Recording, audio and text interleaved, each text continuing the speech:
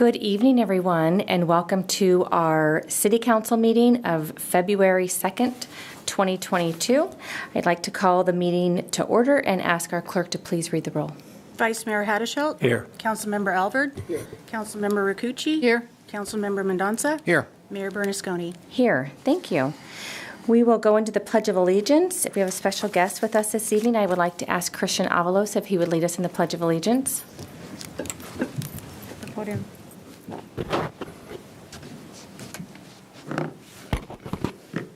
All right. Place your right hand over your heart. Ready? Begin. I pledge allegiance to the flag of the United States of America and to the republic for which it stands, one nation, under God, indivisible, with liberty and justice for all. Thank you so much. I'd like to ask the clerk if she would please read the meeting procedures. Good evening and welcome to tonight's City Council meeting. If you've not already picked up an agenda, they are available at the end of the staff table. If you're here to speak to an issue not on the agenda, you may do so under public comment. 25 minutes is allotted for public comment with a 3-minute time limit for each speaker. As a reminder, the Brown Act does not permit the City Council to take action on items not listed on the agenda. If you wish to speak to an item that is on the agenda, you must stay within a 5-minute time limit.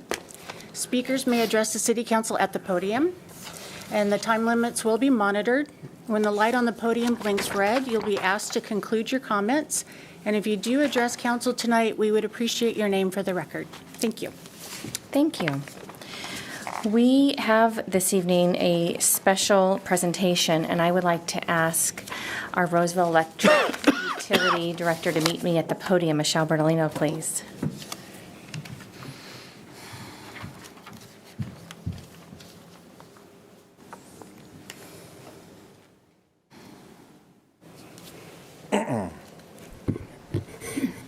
Good evening. Can you believe this day's here? No, I cannot. I cannot either. Oh my goodness. So we have a resolution that that has been prepared, and the council would like to join me in reading it to you for your retirement. My goodness. Okay, Michelle, here we go. Michelle Bertolino began her distinguished career with the City of Roseville on February 12th, 2002 as an electric administrative services manager, and through her tenure, she promoted to Electric Utility Director on May 22nd, 2010. Michelle is the first woman to be named director since the utility's founding over 100 years ago.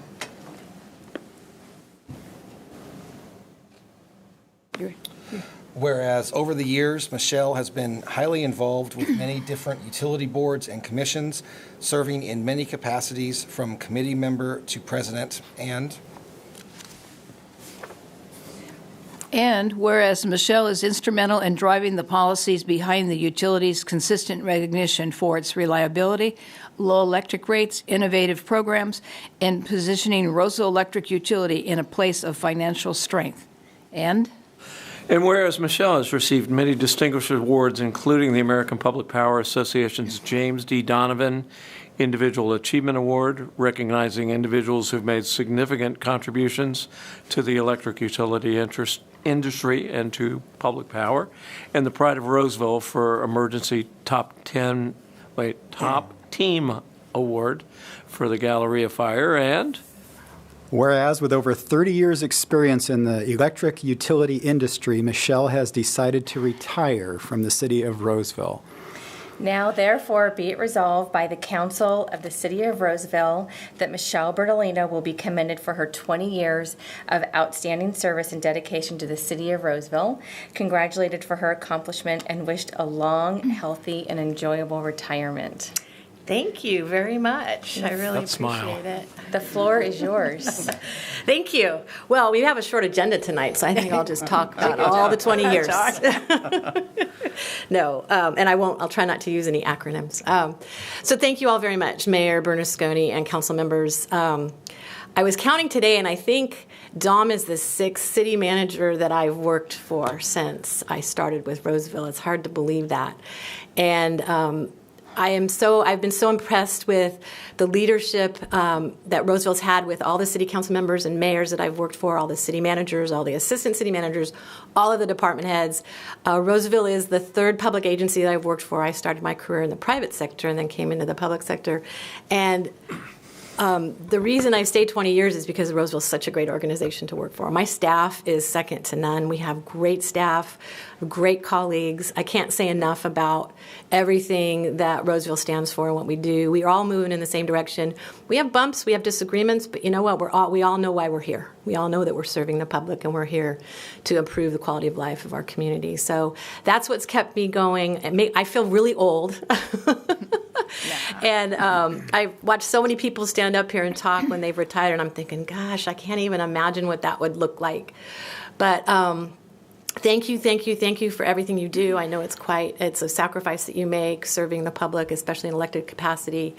And thank you to Dom and Dion and all the other department heads, some of whom are here, who do such a great job every day. My husband's here. He invited himself earlier today, so I'll thank him because my family has been very supportive, and I think my parents are watching on TV from Sun City. So thank you all very much. I really appreciate the opportunity and the great opportunity to work for the city of Roseville. And I tell everybody everywhere I go what a great place it is to work. So thank you all very much. Thank you for your comments. And please stand for just a moment because I know my colleagues would like to say a few words to you. Councilmember Alver, would you like to start? You betcha.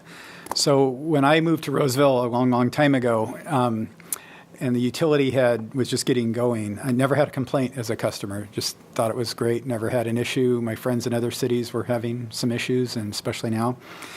What really woke me up to the beauty of the utility that we have in the city is when I visited Quest, which is a company that has major data centers for some very big websites, let's just say, very big companies. And they were talking about the reliability and the affordability, the reliability of the backbone, and it just started making me feel really proud of what our city has here because they don't get that in other cities, and that's why they're here in Roseville.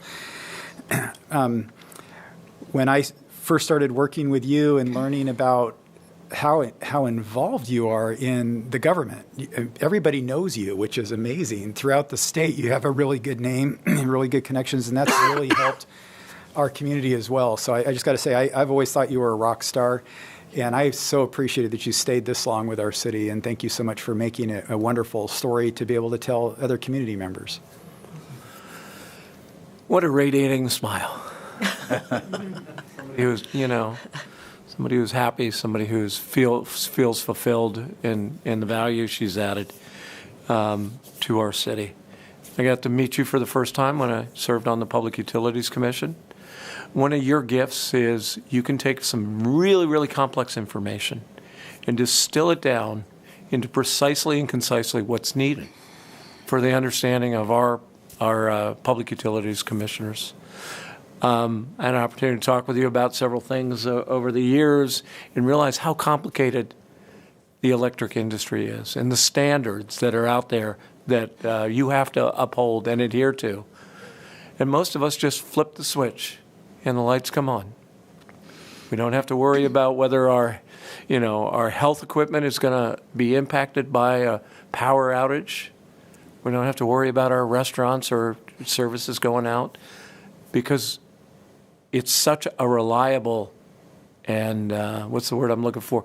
It's sort of like it's given that we'll flip the switch and light. I remember it was maybe 2 years ago. All of a sudden there was a power outage in the city. I was like, what? Who hit a transformer? Somebody, because that is so. And I grew up on the East Coast where a strong wind would knock you out for a couple of days, and so that's why your partnership with our business community. You're such an asset, just like our water system. We had an opportunity to go see the first substation that was built in a decade, right out on the west side.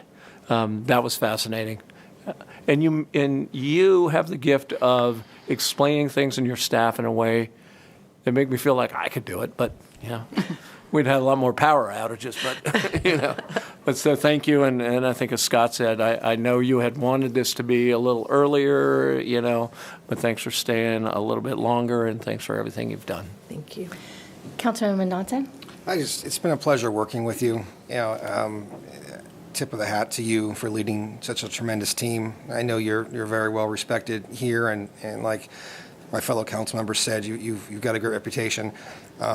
It's nice that we have such a great utility here. It's nice to be able to brag to my family and friends that we don't have the problems that they have in other districts.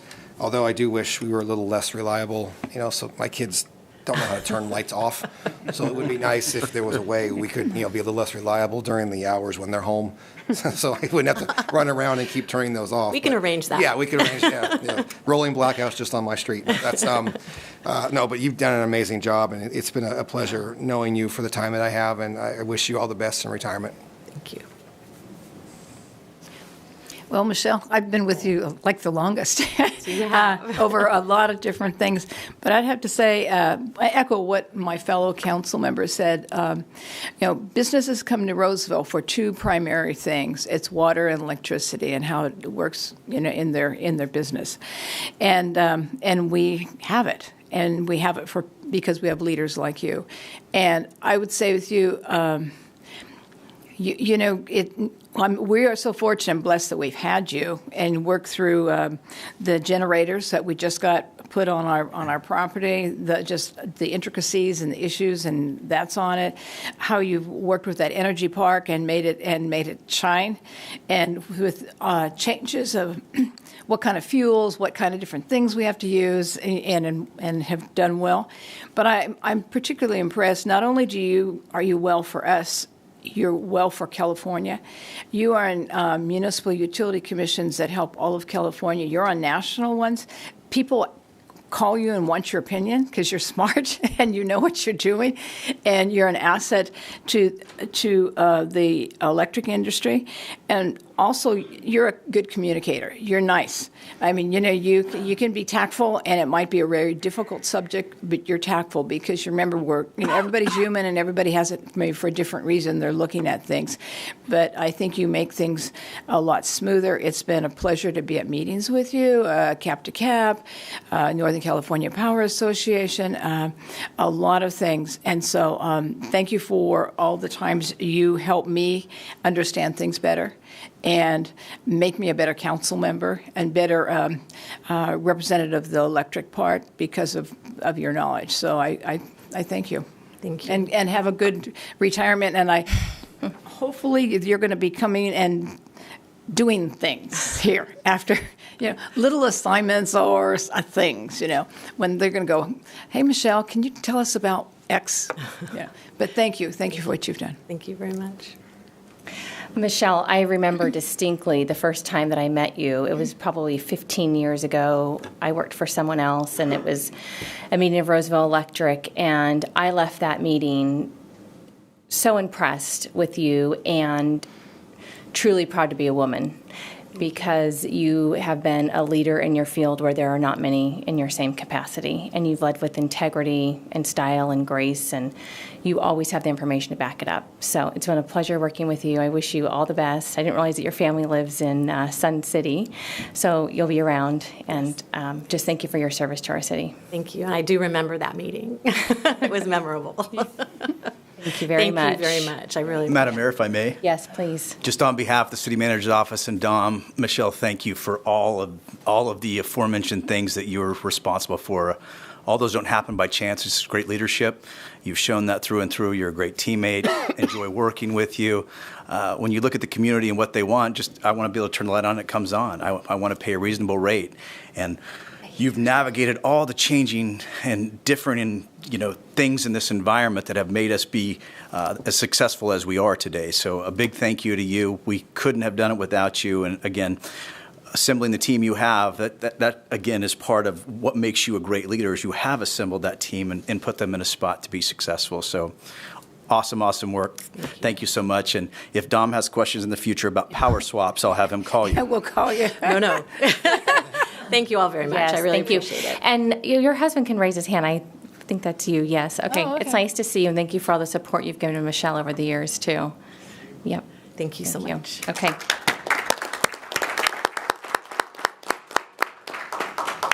Okay, we will move on to item 6.0. It's public comment.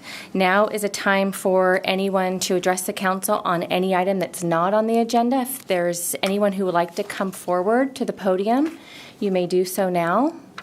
Is there anyone here tonight? No? Okay, I'll close public comment. We will have one more at the end of the meeting, so anyone can make a comment at that time, too. We'll move on to consent calendar, and I'd like to ask the clerk to announce the procedures for approving the consent calendar. All matters on the consent calendar are considered to be routine in nature and will be passed by one motion. There will be no discussion of consent calendar items unless a member of the city council, staff, or the public wishes to remove a specific item. I have no requests from council or from staff. Is anyone in the audience wishing to remove an item? Seeing none, may I have a motion to approve the consent calendar as recommended? So moved. Second. Vice Mayor Haddashelt? Yes. Councilmember Albert? Yes. Councilmember Rakucci? Yes. Councilmember Mendonça? Yes. And Mayor Bernasconi? Yes. Thank you. Okay, we'll move on to item 8.1, the fiscal year 2020-2021 year-end report and fiscal year 2021-22 budget adjustment. We have our budget manager, Scott Pettingale, and Assistant City Manager, Chief Financial Officer, Dennis Kaufman, presenting. Good evening, Mayor Bernasconi and council members. We have 4 agenda items tonight with presentations about the city's budget, long-term liabilities, and an update on the American Rescue Plan funding. This first item is the year-end budget report for last fiscal year and a recommended budget adjustment. After a brief overview, Scott will present information about the year-end results for last fiscal year for the general fund, enterprise funds, a few development fee funds, and will recommend a budget adjustment. Please fast forward 2 slides. Thank you. This year-end budget report is for fiscal year that ended on June 30th, 2021. This agenda item for the budget report explains the budget to actual variances for last fiscal year and provides the year-end budget surplus for the general fund.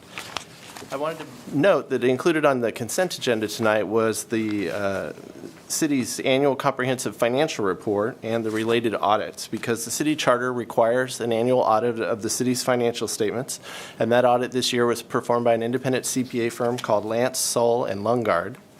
The auditors issued a clean, unmodified opinion on the city's financial statements, which is always the preferred outcome of a financial statement audit. The auditors this year also provided 3 audit findings and recommendations related to our internal controls over financial reporting, because our accounting team this year was understaffed during the year-end close period, and we also had a challenging recruitment during this difficult job market. So we're currently interviewing candidates for our vacant positions to fill those this month, and we do not expect these audit findings to be repeated next year. Our accounting team, though, worked long hours to perform the year-end close and achieve these clean audit opinions on the city's financial statements. So I'd like to recognize Nick Rosas and his team for their efforts and for earning recognition for the city by the Government Finance Officers Association, which is a national professional organization for excellence in financial reporting for the city for the fiscal year 2019-2020 financial report.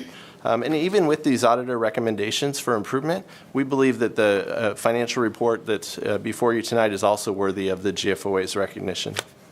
So with the audit completed, our budget team, led by Scott Pettingale, summarized the budget results into the year-end report that is going to be presented to you now, which focuses on the city's primary funds, including the general fund.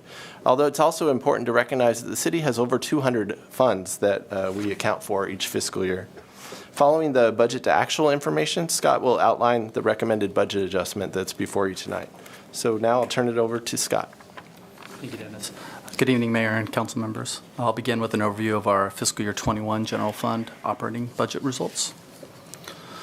Overall, the general fund ended the year with a general fund surplus due to positive revenue and expenditure results. The majority of the surplus is due to operating revenues, which ended the year approximately $21 million above estimates. I'll go over this in more detail on a later slide, but a majority of the increase is due to conservative budgeting of sales and property taxes due to the pandemic, as well as strong development activity during the fiscal year. Expenditures ended the year $7 million under budget due to salary savings from vacant positions, as well as materials, service, and supply savings. Non-operating revenues exceeded estimates by about $500,000 due to debt service and capital project activity. The net result was a $28.5 million one-time increase in general fund balance. So next I'll dive a little bit deeper into our general fund operating revenue results. This slide provides an overview of the larger general fund revenue streams and the factors contributing to the $21 million in positive revenue results. Bradley Burns and Measure B sales tax revenues exceeded estimates by $13.7 million and $6 million, respectively.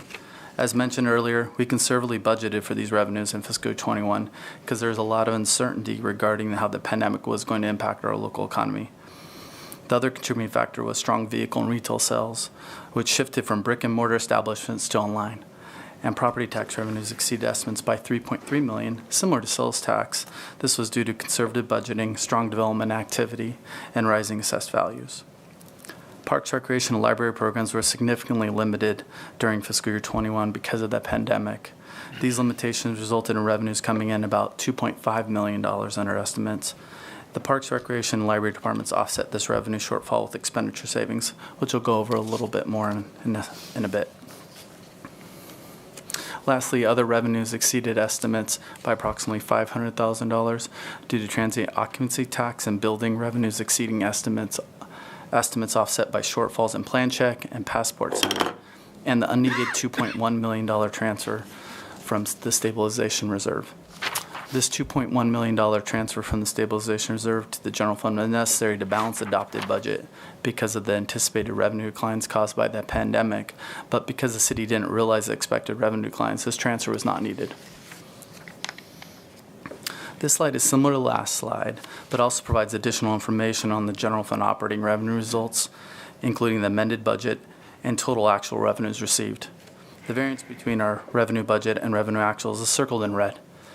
You can see from the slide that sales tax revenues, including both Bradley Burns and Measure B, are our largest general fund revenue sources, followed by property tax. As mentioned previously, these three revenue streams realized the most significant positive year-end results, followed by the shortfall in Parks, Recreation, and Library programs, and the $500,000 in other revenues. Overall, general fund operating results ended the year very strong, 13% above estimates. Moving on to general fund expenditures, this slide provides the year-end expenditure results by department. All of the general fund departments ended the year under budget, primarily due to salary savings from vacant positions, as well as material service supply savings. Overall, the department expended about 96% of their budget, resulting in expenditure savings of about $7 million after taking into account encumbrances related to service agreements that are planned to be expended in future years.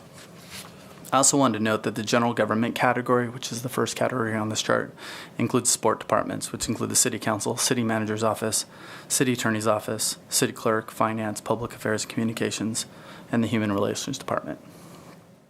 Parks, Recreation, Libraries positive expenditure results of $2.6 million due to the pandemic impacts mentioned earlier offset their revenue shortfalls of approximately $2.5 million. Including this communication is a recommendation that the City Council consider appropriating $5.4 million of the $28.5 million general fund surplus on three items. First is the appropriation of $4.4 million to resurface portions of Kirby Way, South Kirby Way, Old Auburn, Rocky Ridge, Douglas, and Pleasant Grove. These arterial roadways are on the edge of failure, and if funding isn't dedicated to resurface these roadways, a significant, more expensive, complete replacement is going to be required. Dennis will be addressing our longer-term plan for the street resurfacing as part of his upcoming CIP rehab presentation. The second item is fully funding the replacement of a fire truck used as frontline apparatus for structural firefighting. The total cost of this vehicle is $1.7 million, but the city has only saved about $1 million to date. An additional $700,000 is required to purchase this vehicle in fiscal year 23. Finally, staff recommends replenishing the general fund contingency with $300,000. The approved budget included a general fund contingency of $1.2 million to address unanticipated operational requirements during the year, and approximately $300,000 of this funding was used to complete the Roseville Aquatic Center slide and water play structure due to bids coming in higher than we anticipated. Replenishing these funds will provide funds necessary to address any other unanticipated expenditures that might pop up for the remainder of the year. Staff plans to work with City Council to develop a spending plan for the remaining $23.1 million at the City Council Priorities Workshop. Next, I'll move on to enterprise funds. Operating revenues in the electric fund and the environmental utility funds, this includes water, wastewater, and waste services, ended the year above estimates. Transit and transportation ended the year under estimates by $1.1 million and $100,000, respectively. And the youth development fund ended the year approximately $4.3 million under estimates due to the impacts of COVID-19 on Adventure Club programming. On the following slides, I'll provide additional information on each of these funds. As mentioned earlier, the electric fund exceeded revenue estimates by about $14.1 million. These positive results are attributed to increased retail sales due to strong customer usage and warmer temperatures last summer. Unbudgeted wholesale revenues ended the year at $2.9 million, and other operating revenue, including mutual aid, late fees, and lease revenue, exceeded estimates by $1 million.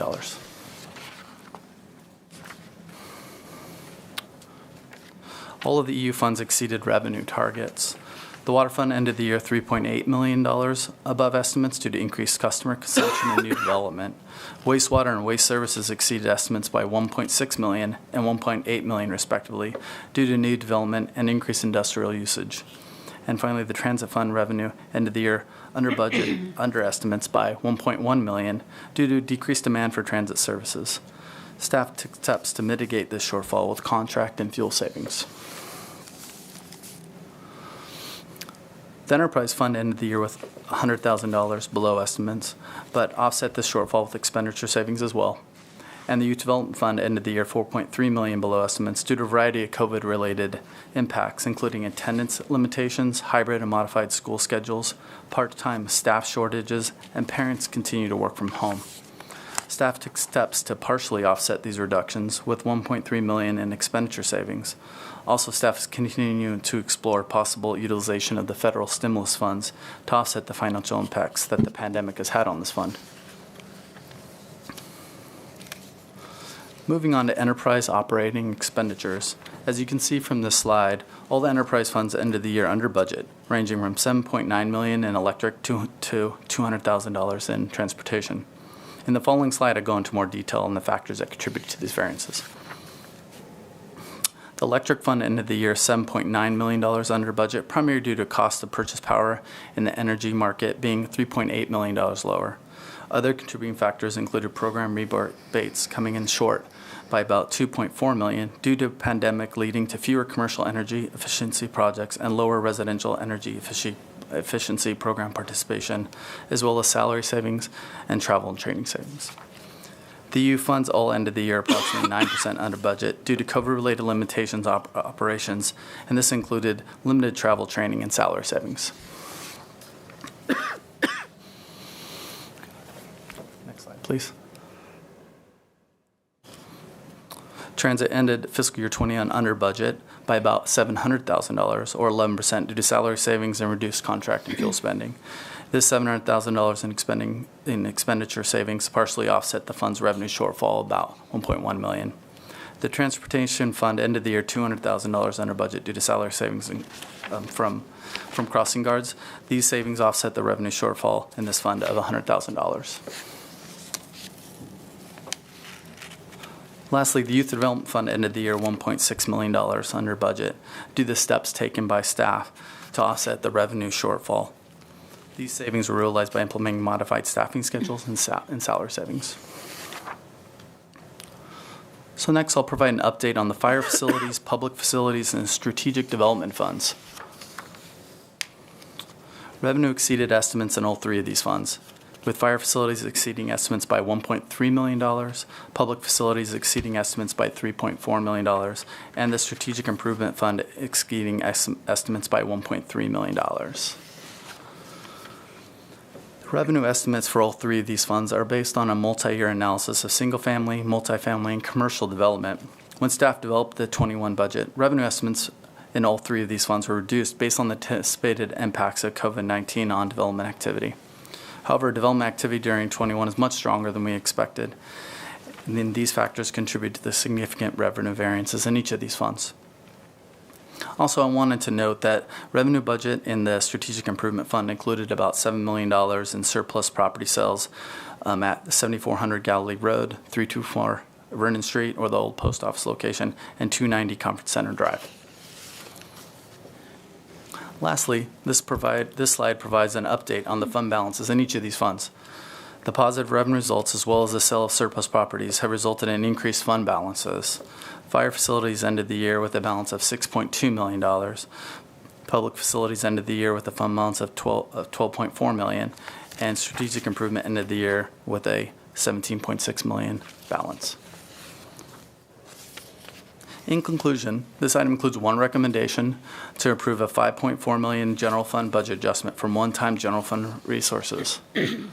This budget adjustment includes $4.4 million to resurface portions of Kirby Way, South Kirby Way, Old Auburn Road, Rocky Ridge Drive, Douglas Boulevard, and Pleasant Grove Boulevard. $700,000 to replace a frontline truck, a fire truck that is used for structural firefighting, and $300,000 to replenish the general fund contingency. This concludes our presentation, and we're available to answer any questions you may have. Thank you very much for that information. Does the council have questions of staff? Okay, Councilmember Alvord. Just a couple quick questions. On the fire truck, the $700,000, that sounds low for the cost of a fire truck. So is that just a partial amount? We already have budgeted something else? To correct, the total cost of the vehicle is $1.7 million, so we've accumulated $1 million to date. Great. And on the housing, sorry to pop one out. Do you know what the number of permits were that year, housing permits? Because obviously more houses were built than we were expecting. I'm just curious what the number was. I know we used to average like 800-900 a year. Yeah, I don't have the exact number, but it was about double of normal. That's hard to estimate sometimes. So. Especially during a pandemic. Yes. Thank you. That's it. Any other questions? Yeah, Mayor, I just had one question. Apologize, I didn't think of this when I was reviewing the agenda package. Are arterials included in CFDs? Because most of these roads that are on the resurfacing proposed streets are in our general funded area, but I noticed that Pleasant Grove Boulevard is kind of in the Highland Reserve area. Does the CFD any CFD throughout the city include arterials, or do they just take care of the residential streets? It's primarily the residential streets. Okay. Yeah, I just wanted to point out, I mean, you look at this and, there's Douglas Boulevard, Kirby, Rocky Ridge, South Kirby, Old Auburn. So those are areas that didn't have the benefit of specific plans and financing elements that are associated with it, but keeps with our commitment to, taking care of our legacy communities. So thank you, Mayor. Thank you. Any other questions? The only thing, I like the information as well, nice to hear that we came out with some positive numbers, especially in a pandemic. So I'm really grateful for that, and that we'd be able to do the roadways and add to the fire amount that it cost for the truck. And as you stated, fire had $1 million, but they needed the addition, so that's good. And I know the roadways, people use the roads all the time, and we have a list of all the roads in Roseville and when they're going to repair them, which is kind of good, but it's kind of like anything else. That's kind of the estimate, but then sometimes like these roads, something happens to them, and if you don't take care of them now, it'll get worse. It'll cost more too. So that's what puts things on the top of the list. Gratefully, before something like a pipe explodes, it costs a lot more money. So we need to do some preventative measures. Yes. I bet a year ago you would not have predicted that we would have had the numbers that we would have had in this budget. No. Yeah, it's amazing. I don't have any other questions. I'll open it up to public comment. Is there anyone here this evening that would like to address this item? Okay, we'll close public comment and bring it back for motion, please. The motion is to adopt ordinance number 6447, authorizing certain amendments to the fiscal year 2021 budget and declaring this ordinance to be immediately effective as an appropriation measure. May I have a motion? So moved. Second. Vice Mayor Habershelt? Yes. Councilmember Alvord? Yes. Councilmember Rakucci? Yes. Councilmember Mendonça? Yes. Mayor Bernasconi? Yes, thank you.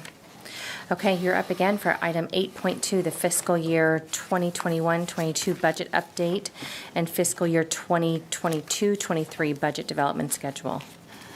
Good evening again, Mayor and council members. So we find ourselves in February, so it's time to give you a brief update on our current budget situation for the current fiscal year 2021-2022, and we also wanted to share with you our budget development schedule for next fiscal year because we are deep into developing budget for next year. And so first, though, I'd like to just talk briefly about inflation because as we've been developing the budget for next fiscal year and talking with city departments about the impacts of inflation that we've all been reading about in the news, we are seeing impacts both on our operating budget and our capital improvement project budgets. And I promise not to get into any economic theories about the causes for inflation like I have up here on the slide, but there are a number of different ways that inflation comes about. Some of them are demand-based, some of them are cost-based, and there are a lot of discussions among economists right now about what is actually causing this inflation, because we heard last year that the consensus was that it was going to be very short-term in nature. Transitory was the word that they were using, but now a year's gone by, and economists are wondering how we'll be able to moderate this inflation. And so we're looking at developing our budget for next year, building in our new negotiated labor contracts, and talking with our vendors who provide materials and services to the city, and building in their cost increases into our budget. And that, has the effect of increasing our costs, not only in the general fund, but throughout all of our funds. And then the other part where we're seeing a lot of inflationary impact is on our capital projects. And a lot of our capital projects, as you know, take years to develop, from the planning stages to the design to construction. And we usually start out with an early estimate of what a project may cost. Pre-pandemic, we may have had dollar amounts in mind 5 or 6 years ago, and now we're talking to engineers about what some of these projects are costing, and some of them are talking about double or triple the amounts that we had estimated when we first started planning these projects. And so I just want you to have this information in mind as we start talking about next year's budget, and as we start talking about some of the larger capital projects that we have upcoming, because these inflated costs are going to affect what we're able to move forward with, and the timeline that we'll be looking at for some of the big projects that we have in mind. So with that, I'll turn it over to Scott to share with you a little bit about where we are with the current fiscal year and next year's budget schedule. Thank you, Dennis. Good evening again. In the following slides, I'll provide a budget update on our fiscal year 22 budget, including the general fund and enterprise funds and some other notable funds. Next slide, please. Next slide. Thank you. I'll begin with an overview of our general fund. Staff continue to closely monitor the economic impacts of the pandemic on our budget, including broader economic factors, including supply chain disruptions, labor shortages, and inflation, as Dennis has mentioned. To date, we haven't identified any significant expenditure variances in the general fund, and we are currently conducting a mid-year budget review and plan to present this report to the City Council in the spring. In the meantime, we want to take this opportunity to provide a brief update on the major general fund revenue sources. Sales tax, including Bradley Burns and Measure B, is our greatest general fund revenue source. This revenue source has continued to exceed estimates due to strong general retail, vehicle sales, and internet sales. Assuming the economy stays on track, our latest forecast provided by our sales tax consultant indicates that the Bradley Burns sales tax will exceed estimates by about $9.5 million or $68 million, and compared to our budget of $58.5 million. This forecast also indicates that Measure B revenues will end the year $5 million above estimates, or $26 million in total compared to our current budget of $21 million. This is great news, as sales tax has not been affected by the pandemic as we initially thought. But our consultant has reminded us that there's still a great deal of economic uncertainty, and these revenue estimates assume that the economy stays on track. Property tax, our second largest general fund revenue source, is expected to exceed estimates by approximately $2 million, or $4.8 million, compared to our budget estimate of $42.7 million. Our TOT, or Transit Occupancy Tax, continues to exceed estimates as well.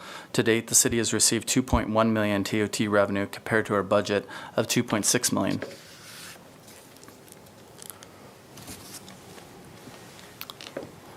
Shifting to general fund expenditures, as mentioned earlier, we haven't identified any significant expenditure challenges to date. One of our expenditure-related items we did want to highlight, though, is that we've included general fund resources in our 22 budget to fund the preliminary estimated cost of recent labor agreements. Once all the new labor agreements are approved by City Council, we'll come back to City Council to recommend a budget adjustment to fully fund all of these agreements. Next, I'll briefly touch upon the American Rescue Plan funds, as we will be providing a more comprehensive update on this funding source in a following presentation. In short, we've received about $8.8 million of this funding to date and anticipate receiving an additional $8.8 million in May. These funds are being accounted for in our Federal Stimulus Reserve Fund in accordance with City Council policy, and we're currently reviewing federal guidance to identify eligible one-time expenditures to use for these funds. Next, I'll move on to our enterprise funds. Residential electric use has remained strong at 7% above estimates due to increased customer usage and implementation of a hydro surcharge, which is related to a statewide drought impacts. We also wanted to highlight that the number of past due bills is returning to pre-pandemic levels. At the beginning of 21, past due bills exceeding 61 days exceeded $1.8 million, which is 3 times normal levels. Resumption of service disconnections due to non-payment and the participation in the state CAP, or California Arrearage Payment Program, which assists delinquent customer accounts, has reduced past due bills to pre-pandemic levels.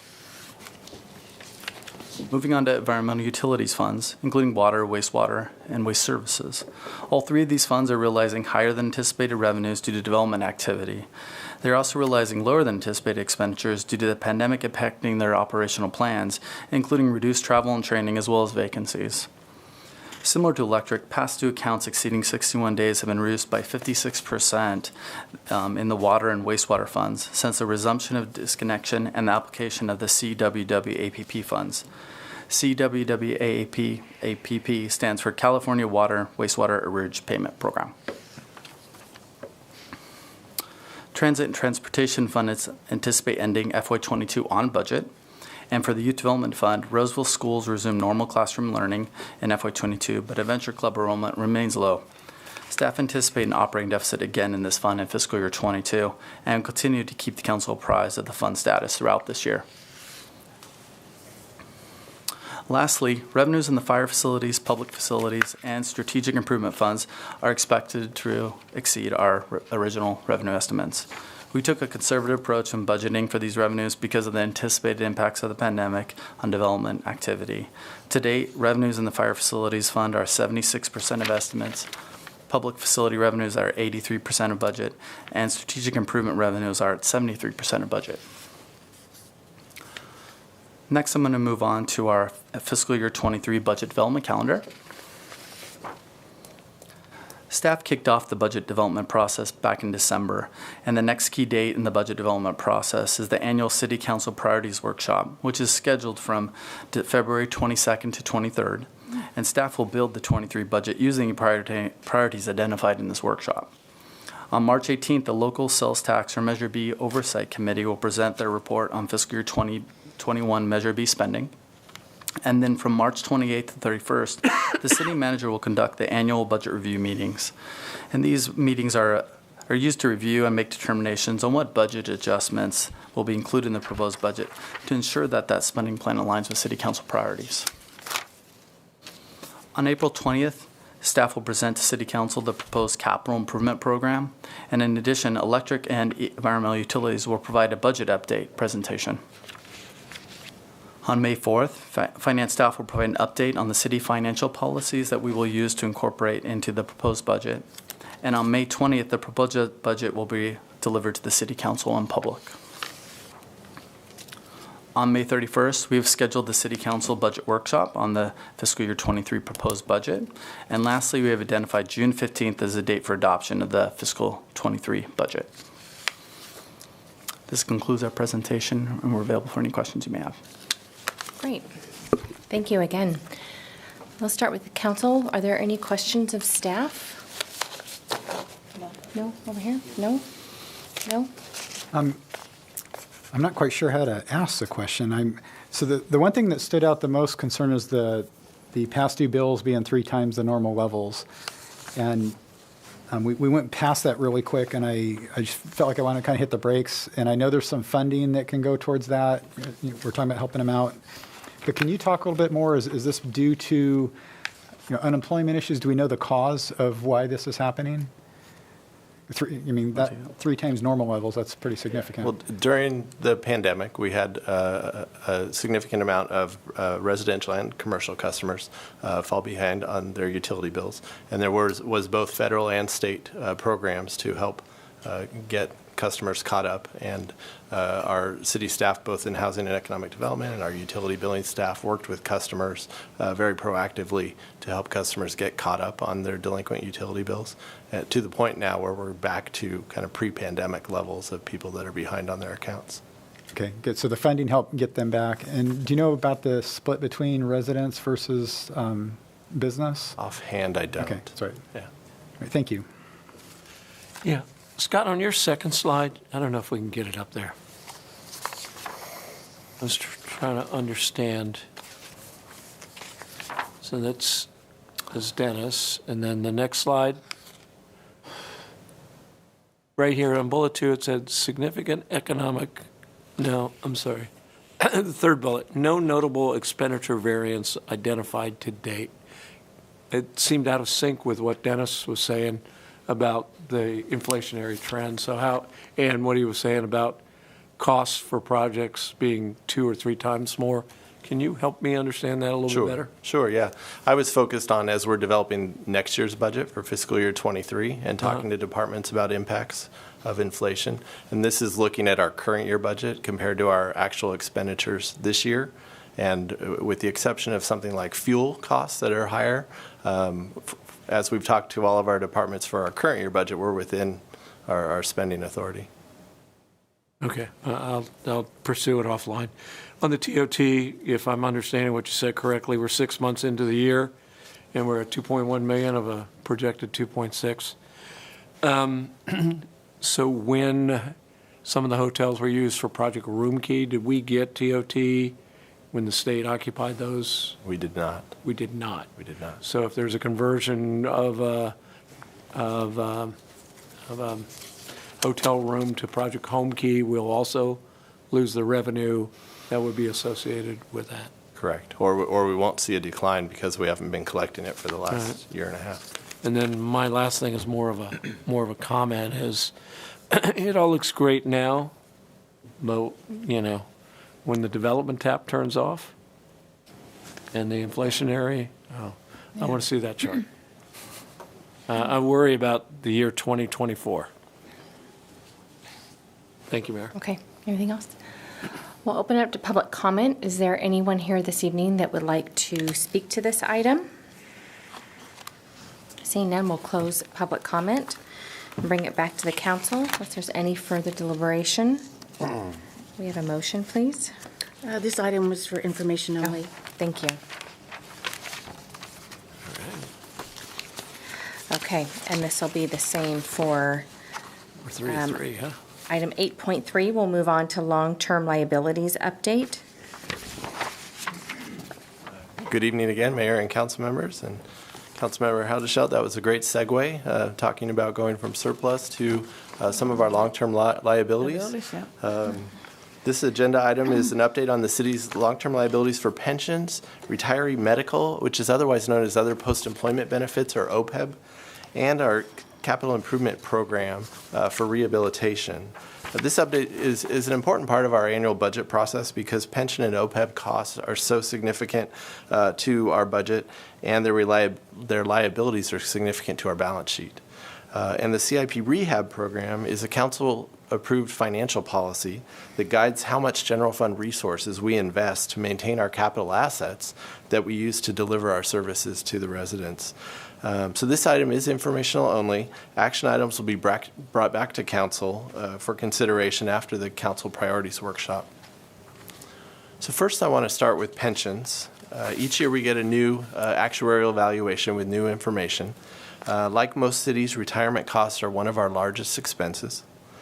Pension payments are a legal obligation of the city.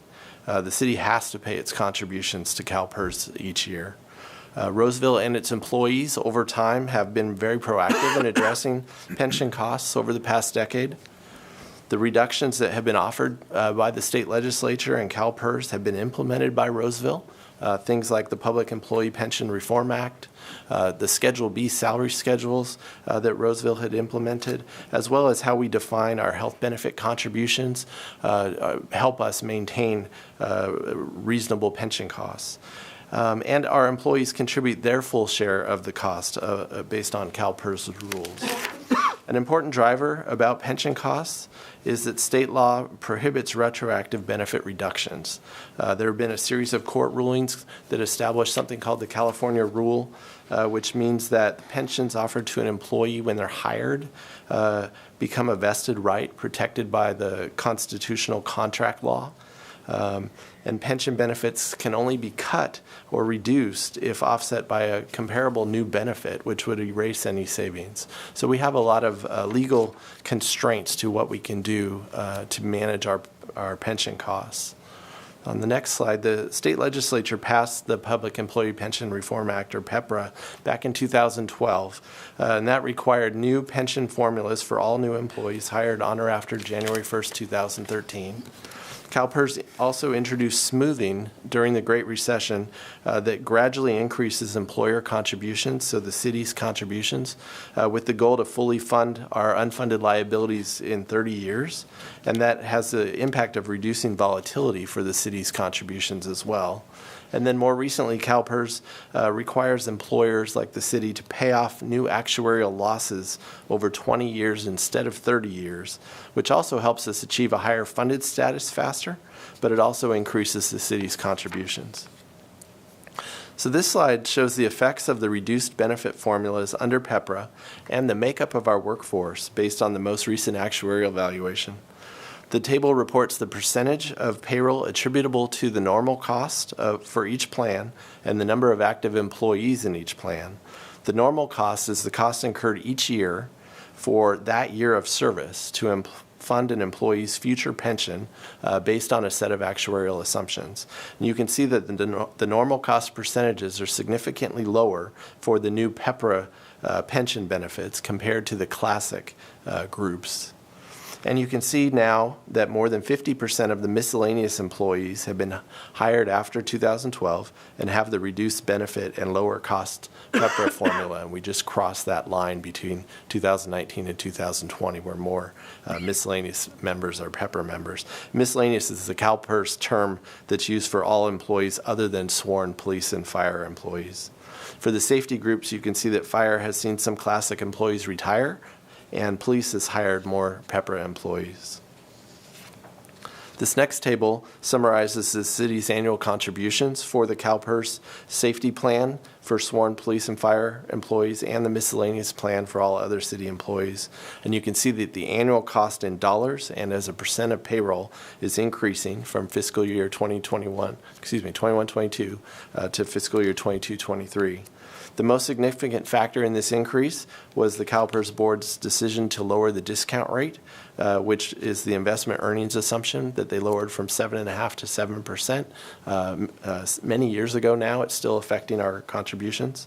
The lower investment earning assumption of 7% reflects CalPERS's lower expectation of investment returns in the future.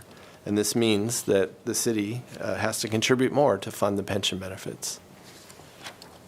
The next three slides summarize the city's pension liabilities, the assets that are in the CalPERS trust to pay the city's liabilities, and the unfunded portion of that liability based on the latest actuarial valuation.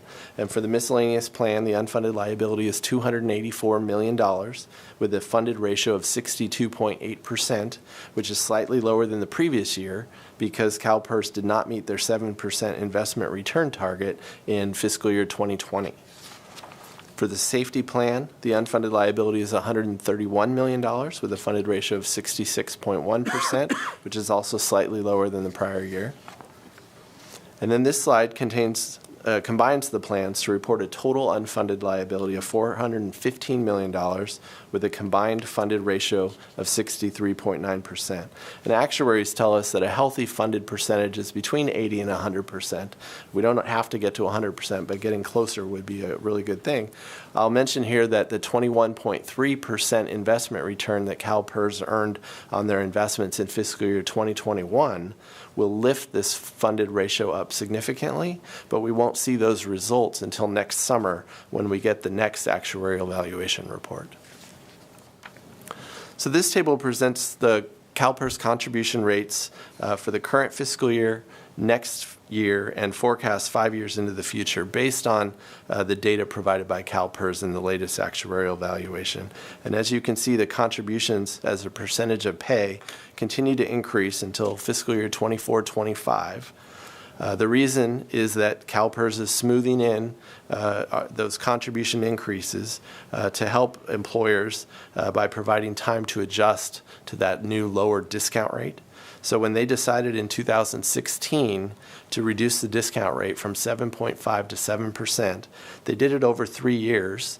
And so each of those 3 changes had a 5-year ramp-up period. It gets a little complicated. So the 2018 valuation, where they did the last piece of that discount rate reduction, set the contributions for 2021, and then we have 4 more years to ramp up to where that change will plateau in 24-25. And then you can see that the contribution rate as a percentage of pay stops increasing or actually decreases slightly in the out years. But again, I always caution that assumes that CalPERS is going to meet all of their assumptions each year, including that investment assumption of 7% each year. And we know that that won't happen. So they could have good years, they could have bad years. But this is based on the latest information. The good news is that the CalPERS earned 21.3% investment return for last fiscal year. That additional revenue will increase our funded status of our plans and slow the growth in our pension costs starting in fiscal year 23-24. But then CalPERS also reevaluated its actuarial assumptions last year, including the investment return or discount rate assumption, and lowered it from 7% to 6.8%.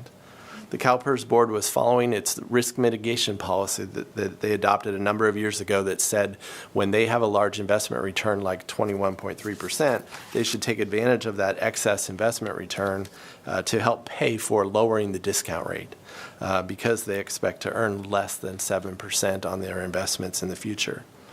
One of the impacts of lowering the discount rate is an increase to the normal cost or the annual cost of providing pensions.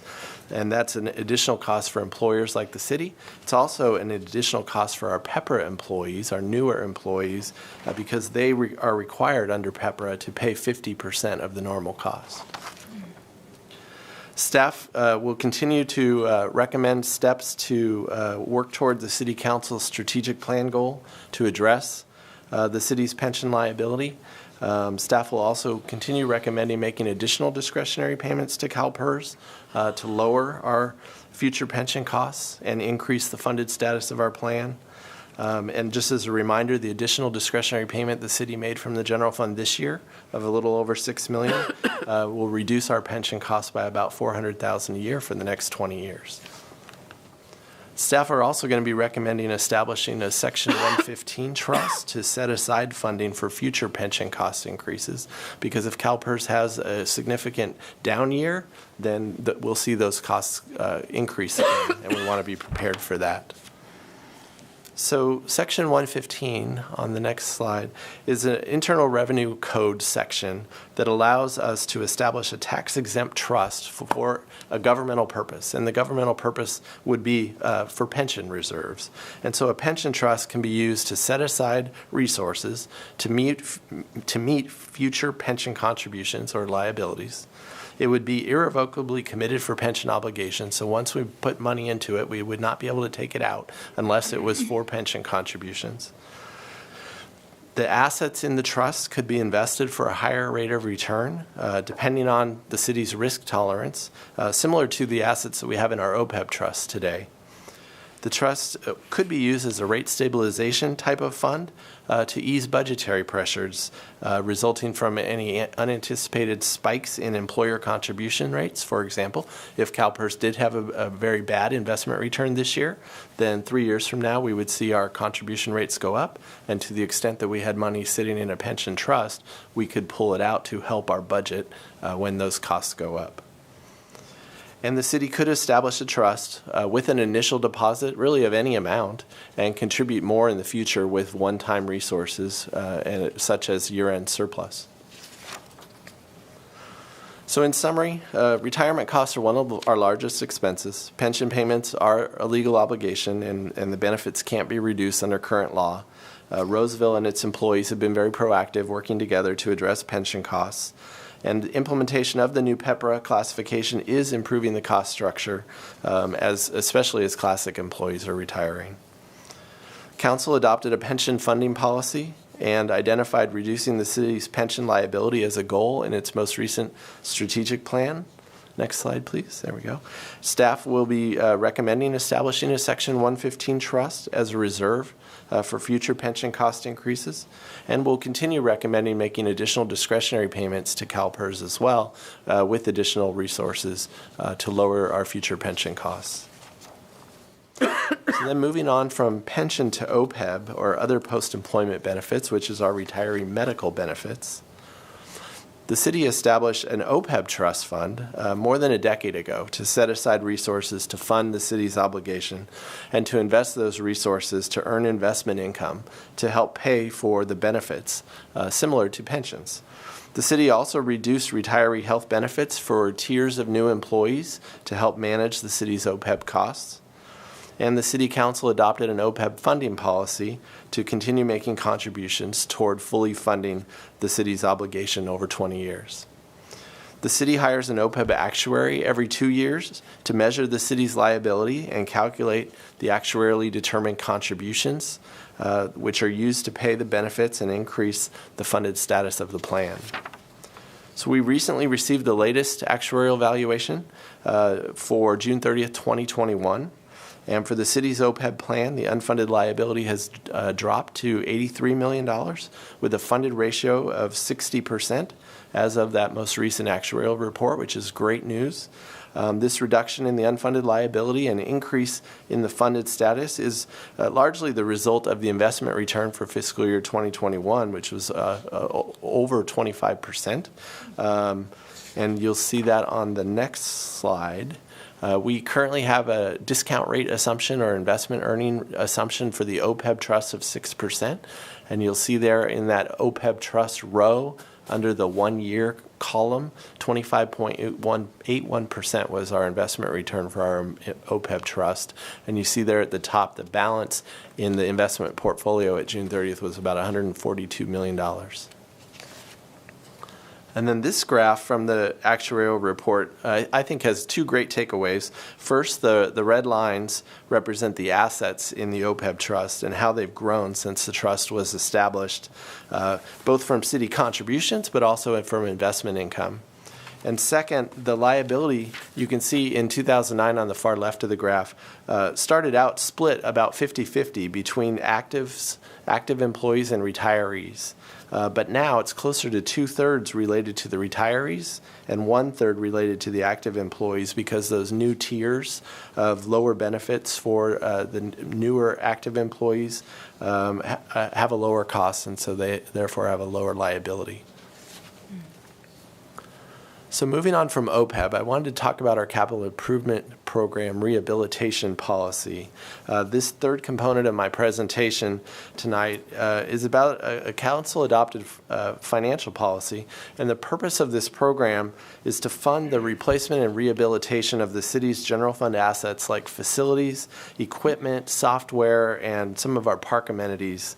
The city's goal is to fund these assets and the rehabilitation and replacement of these assets, similar to how we fund vehicle replacement. You heard us talk about the fire truck earlier, where we've already saved $1 million.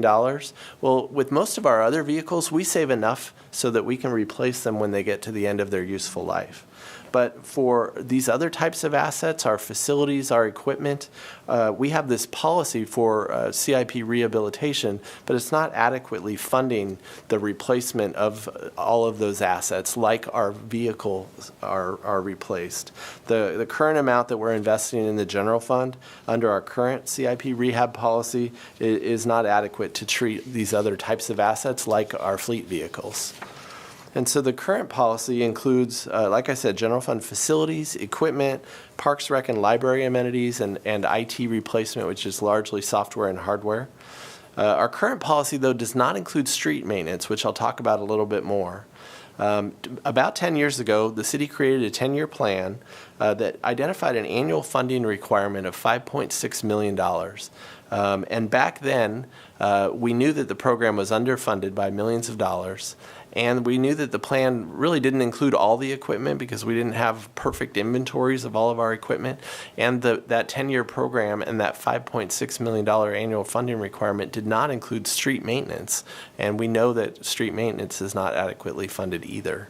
The policy that we've asked council to adopt a number of years ago increases our annual contributions in the general fund to this CIP rehab program by $500,000 per year.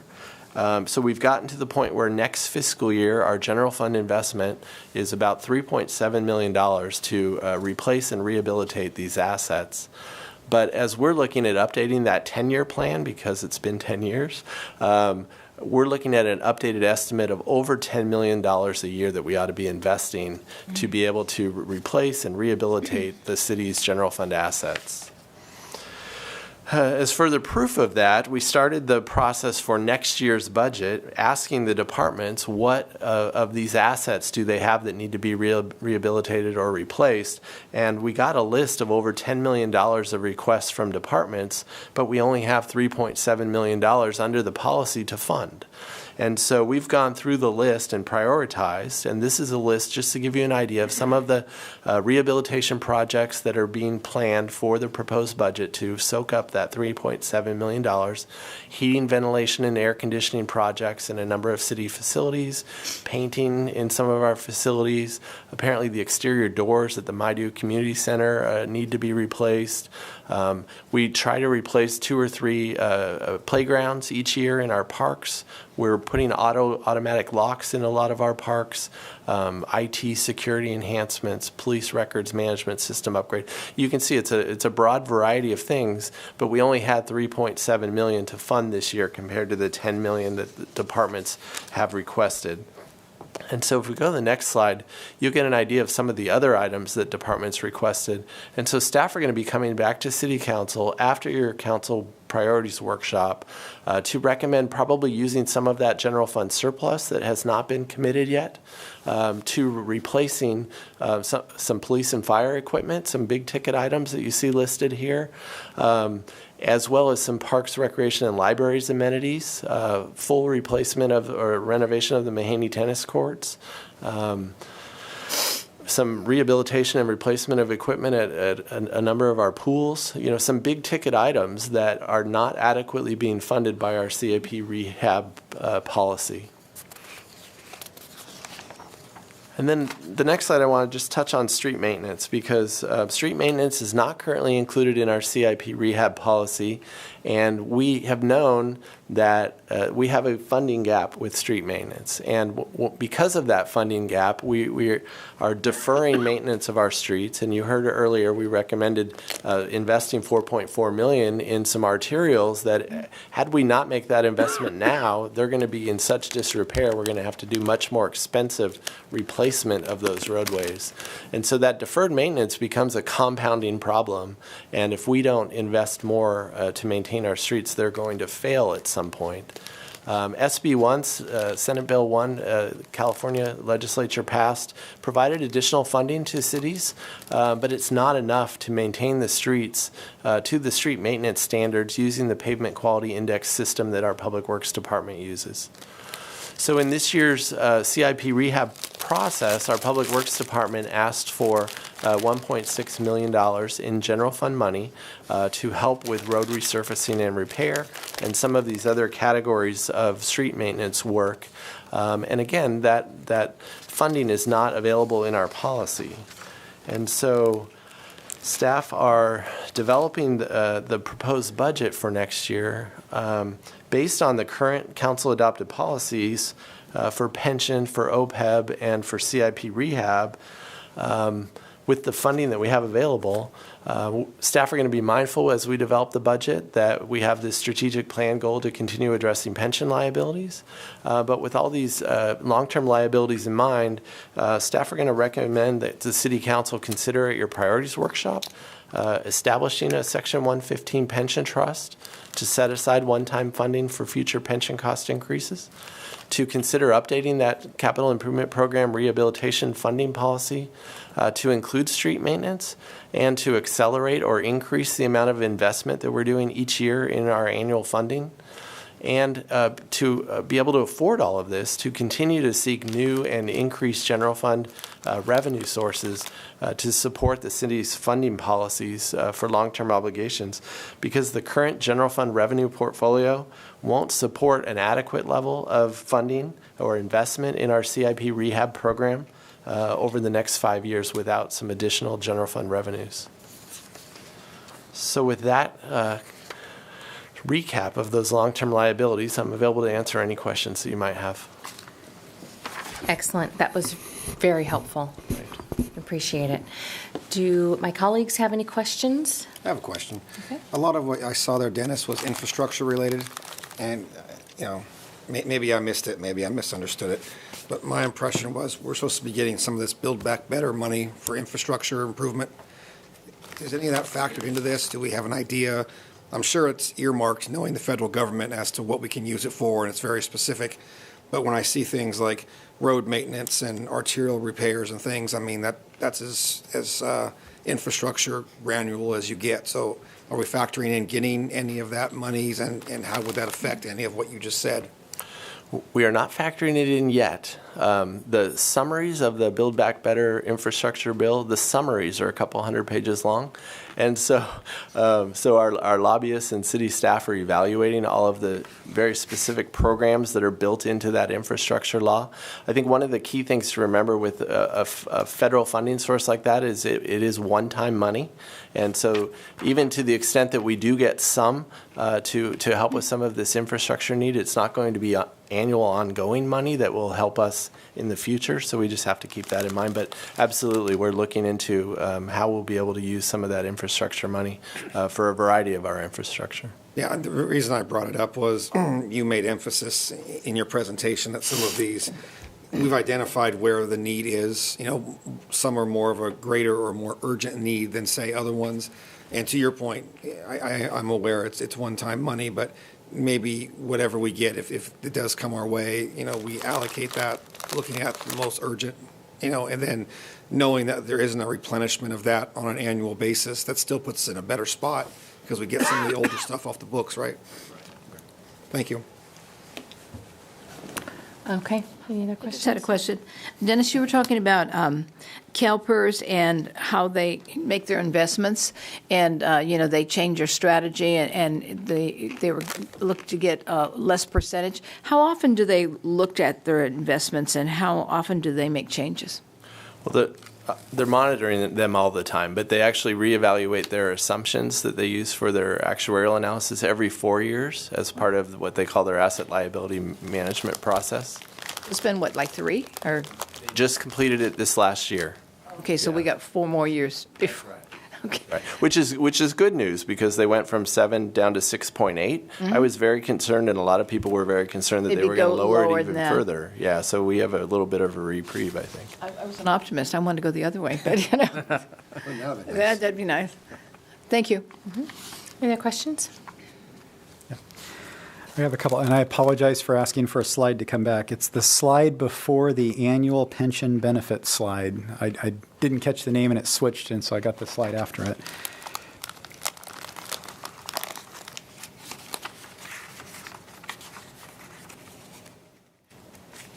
It had the numbers of employees in Classic.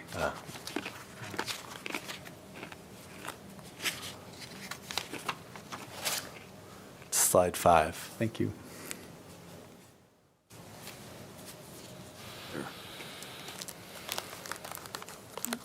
But it was there.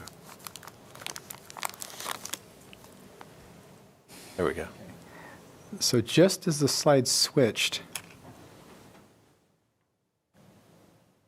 I guess I was wrong. I thought there we go, down at the bottom, the Safety Police Classic, we went up. And I was just curious how that happened. Sure. Yeah. I just saw it as it went. It's like, wait a minute, I didn't catch that before. How did we go up in numbers if it's Classic?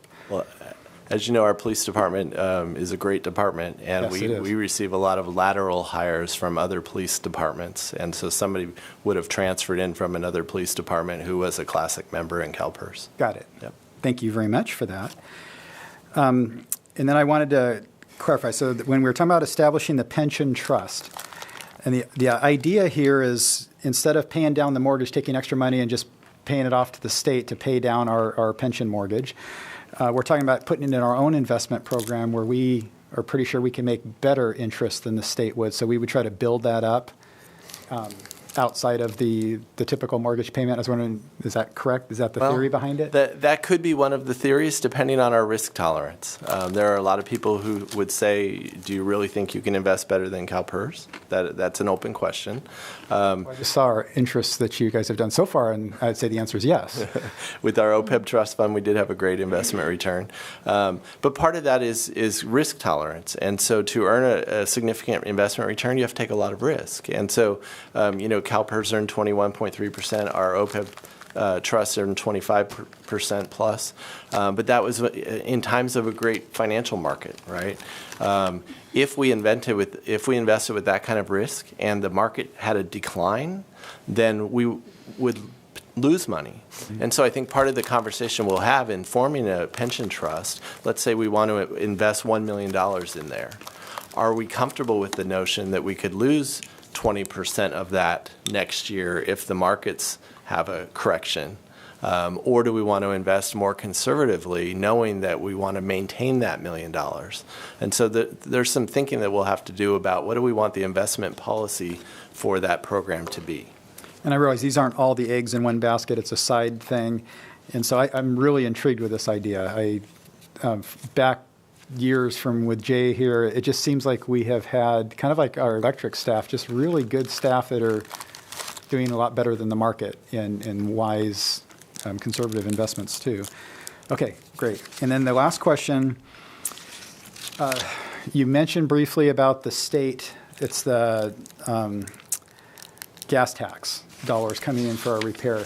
And are we still getting around $4 million or so from the gas tax? I'm going to look at our Public Works Director. A little higher than that. Closer to $6 million. Great. Okay, so, which by the way, for the public, I hear, complaints about the gas tax and, we don't like taxes, but generally it's helping Roseville. We are getting money out of that to fix our roads. So we're talking about an extra $4 million-ish that doesn't cover. Correct. Great, okay. Well, it's nice we're getting that. And do we think that gas tax is still going to be there for a while, or are there threats to take it away? Or No.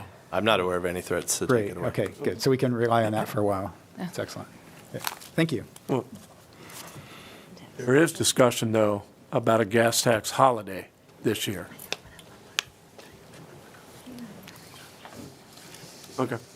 I don't know how much it would be, but it is an election year, so, somebody wants to make sure that they're not responsible for, might advance a gas tax holiday. If there's no other questions from the council, I'll open up to public comment. Is there anyone here tonight that would like to speak to this item? Okay, we'll close public comment. This is for information only. We appreciate the information, and you've got one last item up. Item 8.4, the American Rescue Plan Act update. Again, Mayor and council members.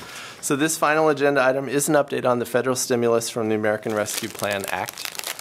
The United States Treasury recently finalized the rescue plan compliance requirements in what they call the final rule. The purpose of this presentation is to briefly cover the changes in the final rule, the outcome of the city's lost revenue calculation, and the initiatives that staff are considering for recommendation to council for consideration and approval at a later date. This item is informational only. Action items will be brought back for council consideration and approval after the upcoming council priorities workshop. So first, for a little bit of background, the President signed the American Rescue Plan Act into law last year on March 11th. The component of the rescue plan that I'm providing an update on is the state and local fiscal recovery funds. That was the $350 billion in emergency funding for local governments, states, territories, and tribal governments. The stimulus funding is intended to bolster the city's response to the COVID-19 pandemic and its economic impacts. The United States Treasury published its final rule guidance on January 6th of 2022 that implements the provisions of the rescue plan, and it goes into effect on April 1st of 2022. And as Scott mentioned earlier, the city received its first half of the money last May and expects the other $8.8 million in May of 2022. The eligible uses of the rescue plan, state and local recovery funds, are to support public health expenditures, address negative economic impacts caused by the public health emergency, replace lost public sector revenue, provide premium pay for essential workers, and invest in water, sewer, and broadband infrastructure. Within these overall categories, the Treasury's interim final rule and the recently issued final rule provide guidelines and principles for determining the types of programs and services that this funding can support, and they provided examples of allowable uses that recipients like Roseville can consider. I've presented detailed information about these categories in a couple presentations to council over the past year, so tonight I'll just focus on the changes that are in the final rule, the category for replacing lost public sector revenue, and then share the initiatives that city staff are considering. So first, the final rule was issued last month and takes effect on April 1st. Until then, the Treasury has communicated that governments across the country can continue following the interim final rule, which was kind of the draft, or start using the flexibility of the final rule before the effective date of April 1st. The categories of changes in the final rule are listed here on this slide. Really, it's a broader menu of uses to respond to the pandemic. It's major simplification, particularly for smaller governments, with a $10 million revenue loss standard allowance. There's greater flexibility in this final rule for broadband investments, as well as water and sewer infrastructure investments. And there's more streamlined options to provide premium pay by broadening the share of eligible workers who can receive premium pay without justification. The Treasury's final rule provides a little more flexibility in calculating lost public sector revenue, which is good news for us. For Roseville, we can now base our calculation of lost revenue on audited fiscal year data instead of unaudited calendar year data, which made us a little uncomfortable. As a reminder, the interim final rule and now the final rule gives recipients broad latitude to use funds for the provision of government services to the extent of the reduction in revenue that we've experienced. And for Roseville, our final calculation using the new rules shows the city having more lost revenue than the $17.6 million the city will receive in stimulus funding. The calculation involves determining a 3-year average revenue growth rate, and Roseville's average growth rate was 11.9% after taking into account changes in things like state grant revenue, development revenue, investment activity, etc. City staff asked our independent auditors to review our calculation to make sure that they agreed with it, and they did, and they agreed with our conclusion that we had about $19.3 million of lost revenue according to the Treasury's calculation. And so that means that the city has broad latitude to use this funding to support government services, including capital projects. So based on this final calculation of lost revenue, staff will be recommending that we allocate funding to backfill the lost revenue in the Youth Development Fund, where the Adventure Club programs have been deficit spending since the beginning of the pandemic. The program has experienced lost revenue to the tune of about $3.5 million between the beginning of the pandemic in March of 2020 and June of 2021. The Adventure Club program continues to deficit spend due to lost revenue in the current fiscal year because demand for regular childcare is still down as some parents are working from home or have not returned to the workforce. City staffing is still limited, and some parents still have concerns about exposing their kids to COVID. As a result, staff will recommend that we use some of the second half of the funding for the current fiscal year and potentially for next fiscal year for the Adventure Club program as well. And staff will be recommending that we use some of the rescue plan money to reimburse the city's unemployment insurance fund because of the unreimbursed claims that we incurred early in the pandemic when we laid off a lot of our temporary Parks, Rec, and Library employees. The state's CARES Act actually covered about half of our unemployment claims costs, but the other half that we incurred significantly depleted our unemployment insurance fund. And so the remaining rescue plan funding, after covering these two items, the Youth Development Fund and the Unemployment Insurance Fund, the rest of our rescue plan funding can cover other one-time governmental services, including capital projects.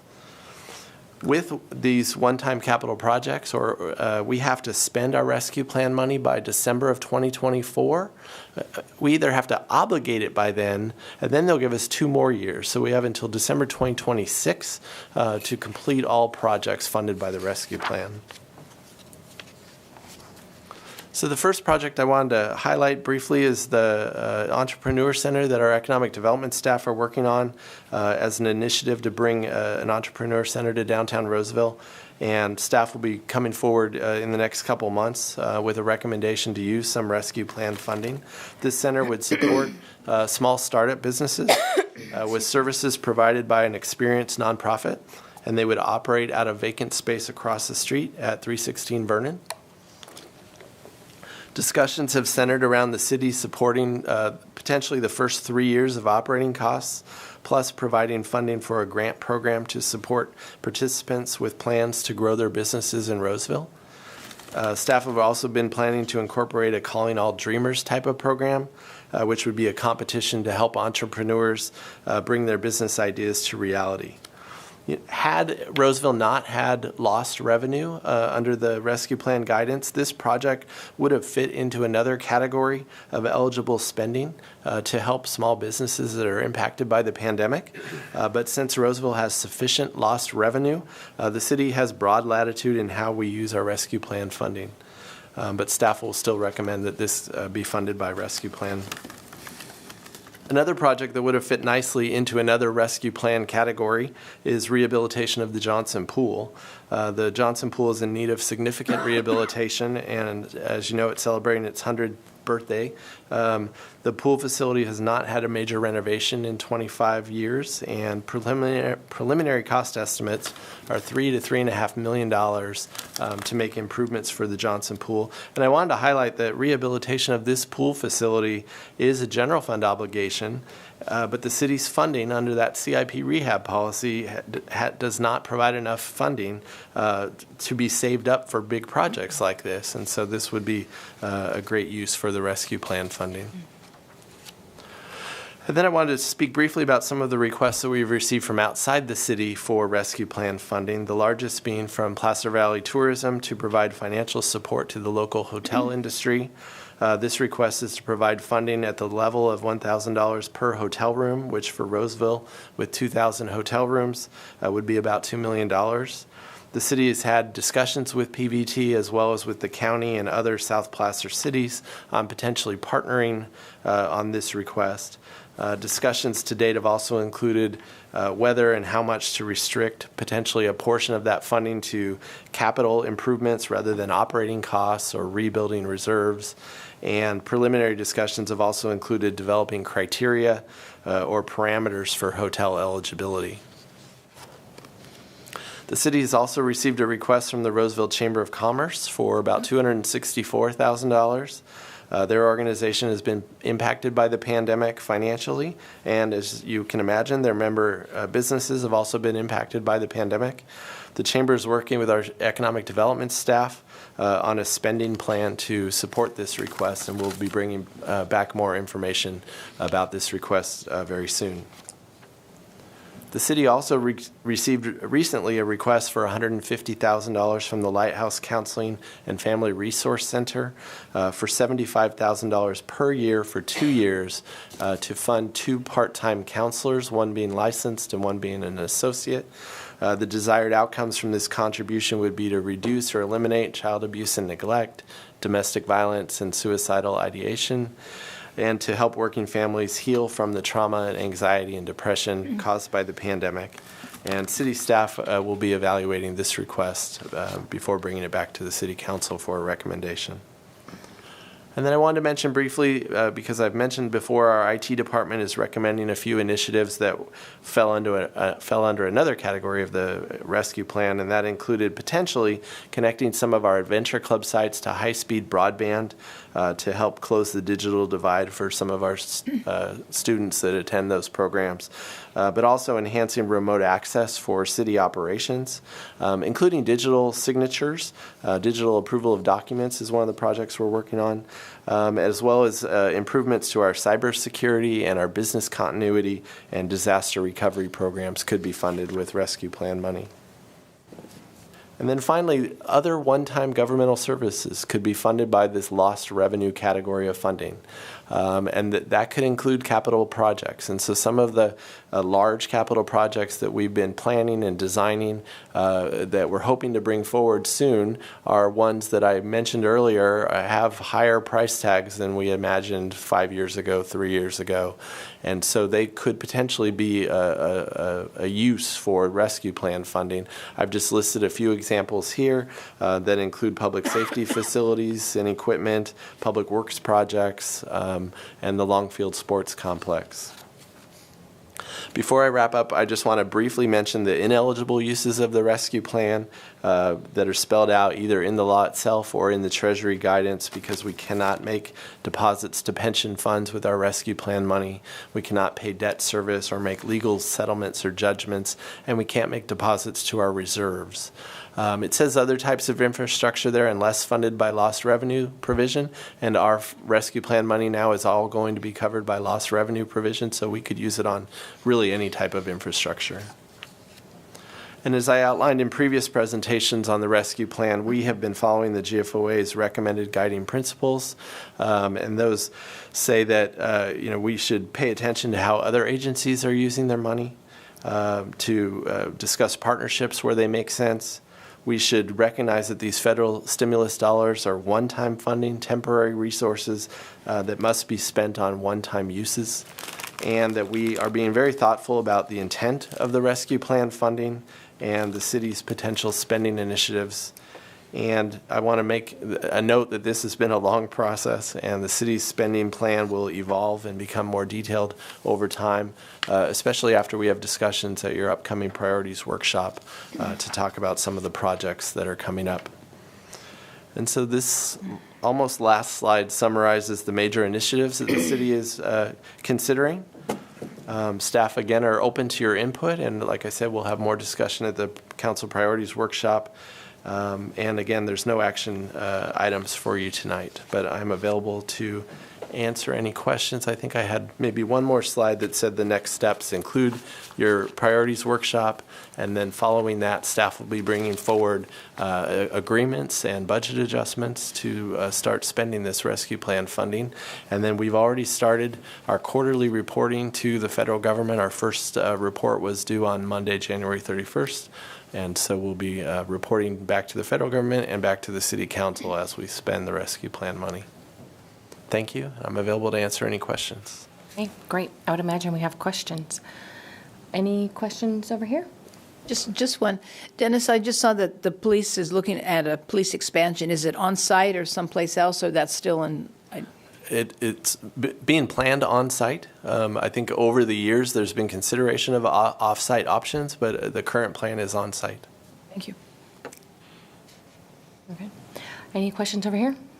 I'm just really impressed with the creative suggestions that you're putting out there for council. That's very helpful for us instead of giving us just a blank slate. Gives us something to talk about and bounce ideas off of and think of other things. So thank you for that.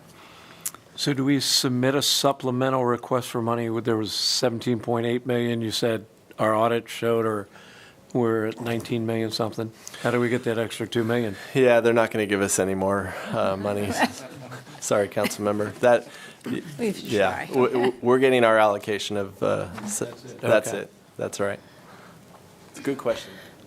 I have a question around the lost revenue and the 19% that was identified that the city has lost. So how does that factor into making the city whole again? I mean, we know that Parks and Recs and libraries took a big hit, but how do you determine to make other cities whole aside from the projects that you talked about, or do the projects make the city whole? I'm wondering if there's how we do that. Well, it's interesting. So the way the calculation works, we had to identify our growth rate of revenue over 3 years. And our growth rate, I think, was 11.9%. And so the Treasury had us calculating what our revenue would have been if the pandemic didn't happen using that growth rate. And so we came to the conclusion that based on their formula, we lost $19.3 million. But as we've talked about the pandemic, we know our sales tax revenue came down $2.5 million, I think, in that last 3 months of the fiscal year in 2020.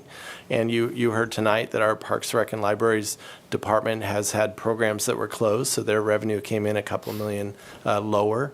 But if you look across all of our funds, we didn't actually lose $19.3 million, but because of the way the formula is calculated, it had an assumption of what our revenue would have been in fiscal year 2021 had the pandemic not happened.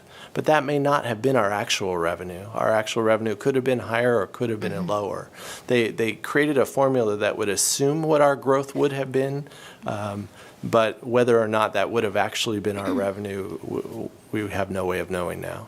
Okay, got it. And I think I misunderstood. I thought it was a percentage versus the 19.3 million. Okay, and which is Bruce's question, I think, about making us really whole. Okay. Yep.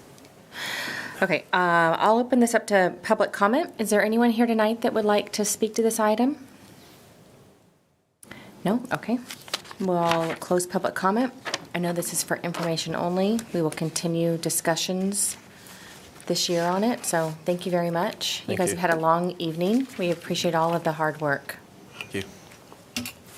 Okay, so that brings us to the end of our agenda. I will open it up to one last public comment. So this is an opportunity for anyone to address the council or make a comment on any item that's not on the agenda. Is there anyone who would like to come forward? Okay, quiet evening. And we've got some students here. We always love that That's nice. too. So, all right, I'll close public comment. Bring it back to staff. Does staff have any reports?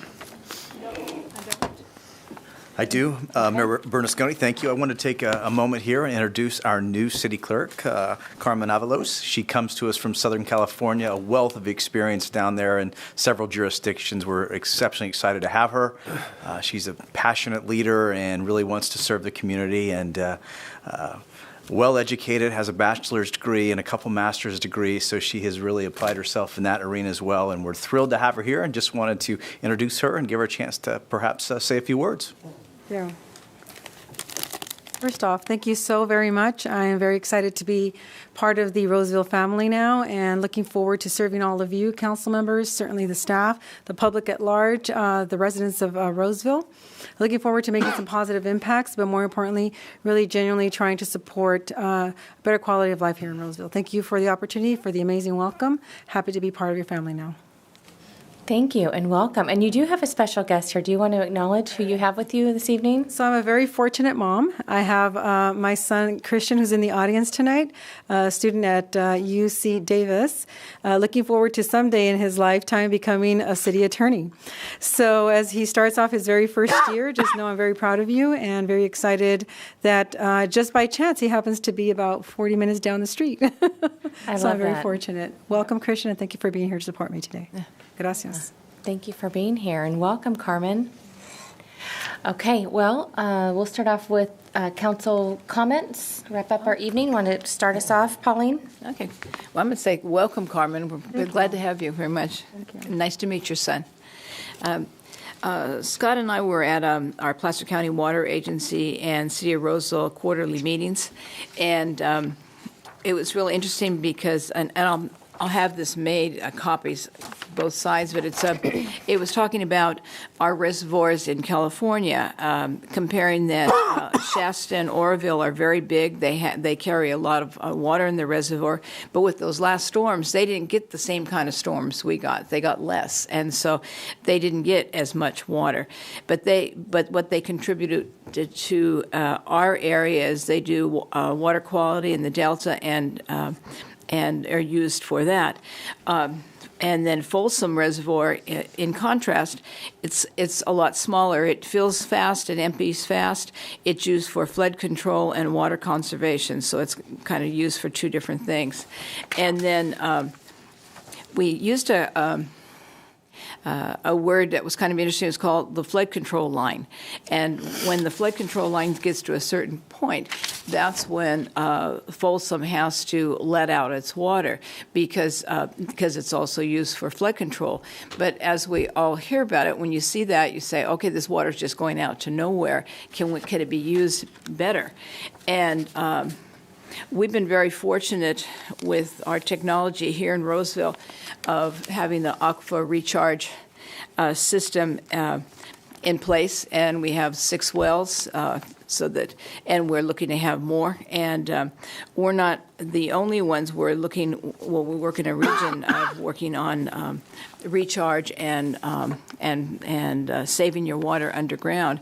But the city of Roseville was able to take advantage working with the Bureau of Reclamation on getting the water where I was saying that edge where it was called, in my paper back here, that flood control line, and it was up above. And if it's above that, they automatically let that water out.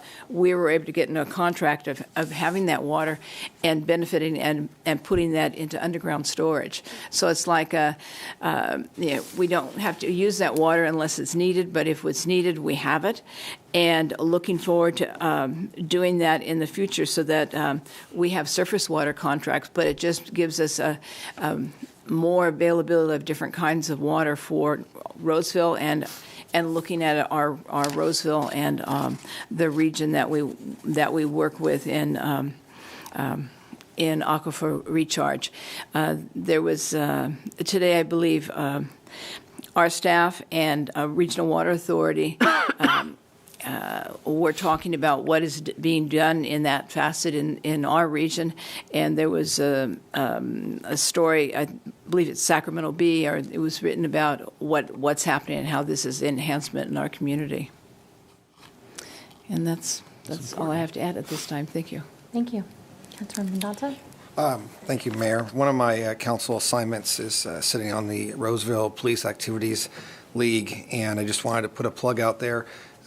They have an annual crab feed, but given the pandemic and people being reluctant and the price of crab that has skyrocketed amongst everything else, they have shifted directions from a crab feed this year to a golf tournament. And it's kind of a unique twist on the golf tournament. It's going to be at Top Golf. It will be in a couple weeks. There's still time to get some foursomes or some teams together. There's also a few individual, I think there's beverage sponsorships, there's whole sponsors, and some other small sponsorships depending on what your level of engagement comfort is. So I would encourage everybody to go on the Roseville Police Activities League website. You can find it through the police website as well. There's a link there to it. And it sounds like it's going to be a really fun time. I think Topgolf's a great venue, and I think this is just going to be a unique spin on a traditional golf tournament. And all the funds raised go to programs within RPAL and does support those youth programs, and it goes right back into our community. So your money is going to be well spent, and you get to have fun in the process. So I would encourage you to go out and check that out if you're available. Thank you. What's the date, Tracy? I believe it's the end of... Is it March or February? It is... I think it's the 16th. It's the 15th, 16th. I'm looking, I saw it today. Yeah, it's All right, the thank you. 16th. Thank you. Of, Oh, that's probably helpful, huh? Of February. Oh, it's the 18th. Is that right? Yeah, Friday the 18th, 10 o'clock. It is Friday the 18th. It is Friday the That's 18th. correct. okay. Yes, Friday the Thank you. 18th. Okay, all right, thank you. Vice Mayor Hadashout? Yeah, hey, earlier this week I got the opportunity to speak to a public administration class at William Jessup talking about water. It was on organizational theory, so I got to explain to the class how water is regulated, organized, the policies, so on and so forth. So, and a group from Woodland to Elk Grove. So that was that the day job paid off there. We all sit on various boards and commissions representing the city in a regional authority. So I sit on the Placer County Transportation Planning Agency. We had a pretty long meeting last week along with the South Placer Regional Transportation Authority.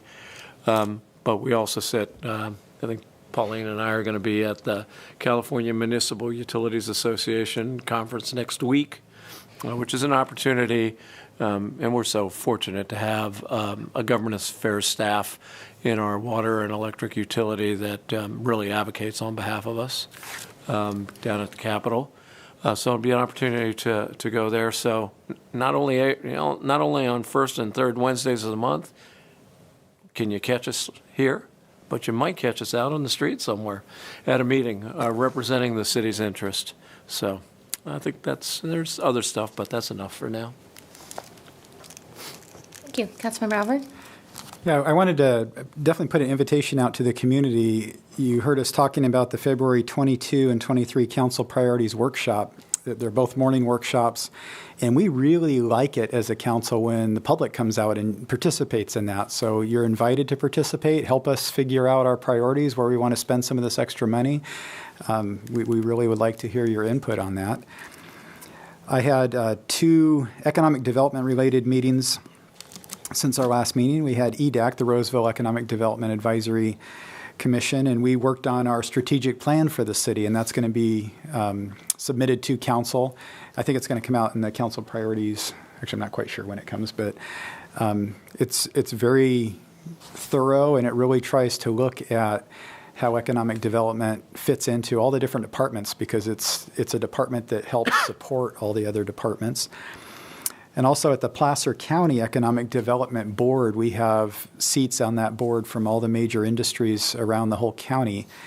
And one of the things I would just share is when Jeff Richardson gave an update for the Galleria Mall, it was very uplifting. The Galleria Mall has set records in their portfolio of malls around the world almost, and is doing very well, especially in Northern California. So our mall is hopping. And for a city, that's a really important thing, because that's a big sales tax revenue for us. And it's not just our own residents giving sales tax to our own community. It's a bunch of people coming in from outside our community. So we really thrive economically when that mall's doing great. And they have some really neat top-end stores that have just opened or are opening soon. And so I encourage you to check that out. But it was just very uplifting, and so I wanted to share, we've gone through some horrible stuff. It's still not all over, but some of the big industries in the city are doing really well, and our county as well. And so that's really good news. It was fun to listen to those reports. Great. Okay, thank you. Just a few things to note. Since our last meeting, we're doing all of the council things, from ribbon cuttings of new businesses, was at one on Friday. Shawarma Stacks, if you haven't been there, across from the Galleria. Been participating on our committee. I know some of us took part in the economic development meeting at the Roseville Chamber of Commerce, Roseville Chamber installation dinner we participated in, and I wanted to extend a thank you to the neighbors in the Cherry Glen neighborhood who invited me last Thursday night to come and speak with them, and so I always enjoy that opportunity.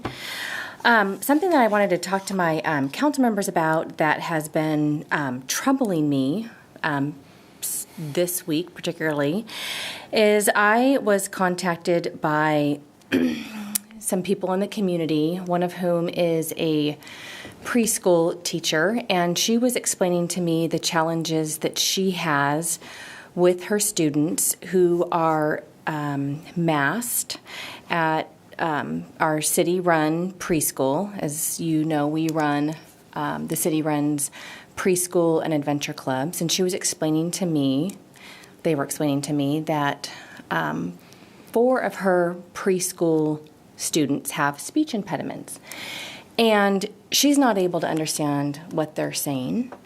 They can't understand what she's saying, and in light of our governor over the weekend and during the course of this pandemic not being able to follow his own mandates, and the fact that we are still under a state of emergency, even though there's book club tours and being around tens of thousands of people at football games and,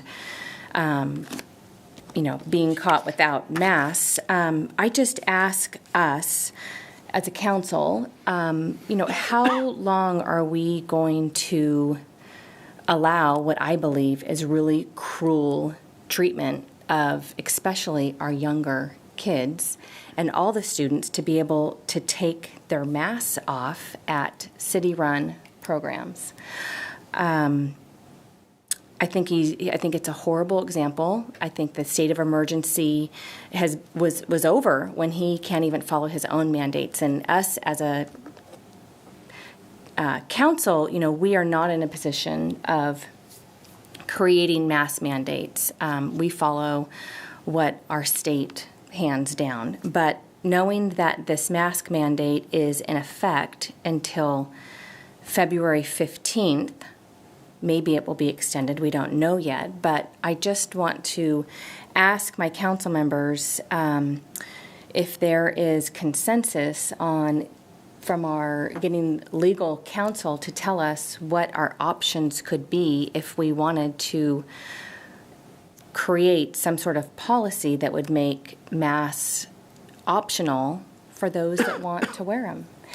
We're in a position, we know that most of the time as adults in workplaces, even students in our lives, we're not living our lives, most of us, in masks. And I think it's time that we quit playing this game that, you're fine to sit down in a restaurant and take your mask off, but walking is, it's absurd, and I think it's cruel. And the probability of death from this is less than 0%. I mean, 0.0000. So I will stop talking and just ask my council members, knowing that there are risks in there, but is there an interest in hearing from our legal team, what those look like and if we would be willing to take those risks?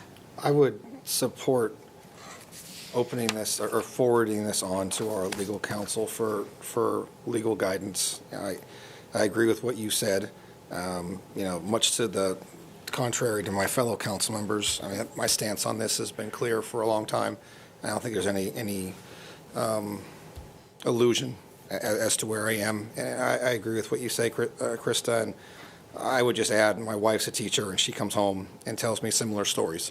I work with the deaf community and hard of hearing community on a daily basis, and people don't see the challenges that not being able to see facial features and not being able to have some of those things available to you to communicate what a challenge that causes. So I would support your request. And just to be specific, it's really about just the city-run programs. I don't want to infringe on what the schools do. I know that our venture clubs are on the school sites, but we know that, 2 and 3 and 4 and 5-year-olds, and adults for that matter, how they wear their masks. You hear from teachers, they're on the ground. They know there's snot on them. They're trading them back and forth. And we know from lockdowns that it didn't work in preventing the virus. So thank you for your comments. So I just want to remind council, this is not an item that's on the agenda, so we can't have any substantive discussions about this. So what I hear the mayor asking is whether there's consensus to have staff bring back at a future agenda item, an item so we could have some substantive discussions about this. And this is about childcare and pre. Yep, optional and masking. I would be open to having this brought back to us. Is that just, it's a yes or no? It's a yes or no. Yes. Looks like you have the votes. So what do you say? He's saying no. No? Well, I'm saying I personally, we're going to open a can of worms, and that's going to be quite the show. And the city taking on the state mandates. I don't agree with a lot of the mandates, but it is, I think we're just opening up a big legal can of worms, but we'll find out what that all entails. Isn't this just bringing it back for information? We're just looking for consensus. It's just bringing it back for information, whether or not you're supportive So we can have of the it. discussion then, Right. Yes. which I'm saying that's going to be opening an interesting can of worms, but. So it sounds like we have a consensus to bring it back, and so we'll work with the city manager's office to get that on the next agenda. Okay. All right. Thank you Thanks for for that. raising it, Mayor. Thank you. Okay, is there anything else tonight before we adjourn? Okay, well, we will adjourn the meeting and see you back here in 2 weeks. And thank you, everyone, for joining us this evening. And if you need for us to sign papers, we're here too. Okay, thank you.